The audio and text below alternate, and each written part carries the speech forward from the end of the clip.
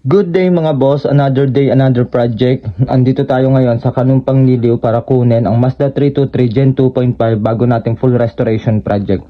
Actually mga boss, ilang months din siya natambak, so tinatry natin siyang paandarin para malaman natin kahit papaano kung anong reaction ng makina niya. Madami siyang leak, hindi gumagana yung radiator fan niya. So ayun nga boss, bumabagsak din yung mga minor niya. So ayun boss, nag-start na yung sasakyan. Try muna natin iikot para malaman man lang natin kung anong kondisyon ng makina, kung ano yung takbo niya, ano pa yung mga possible na problema. Nirekta ko muna yung radiator fan para di tayo mag-overheat. Bumabagsak talaga yung minor niya. Wala siyang aircon, madami din kalampag yung under chassis niya. Puputol-putol yung power niya pag dumadating na sa 40 yung takbo. Tatanggalin muna natin yung accessories, mga taillight, headlights, handle, para habang nag-aantay tayo, nasisimulan na yung paint niya. So kung mapapansin nyo mga boss, sobrang kapal ng masilya nito. Dami-dami din tayong iba-body repair na bulok sa body.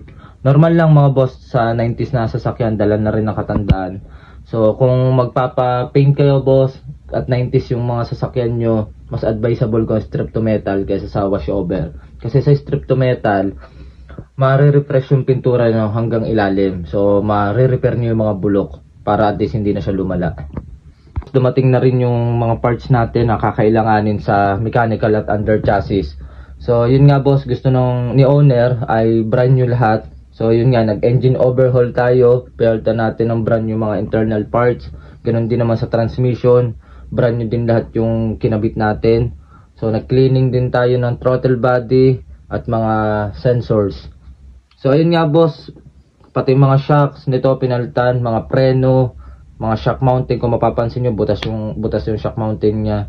Tapos binalik din natin sa original na wiring yung aircon, kasi dati wala siya sa original Nagpalit din tayo ng compressor. At yun nga mga boss, nagdagdag na rin tayo ng preon. So ayun nga mga boss, update ko na lang kayo kung ano mangyayari dito sa sasakyan na to.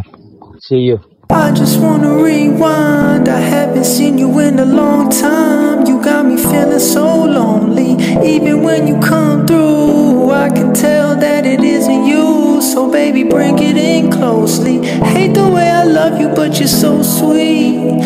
I always find a way to say the wrong things. I wish that we were laying in the same sheets, but lately you've been acting like you hardly know me.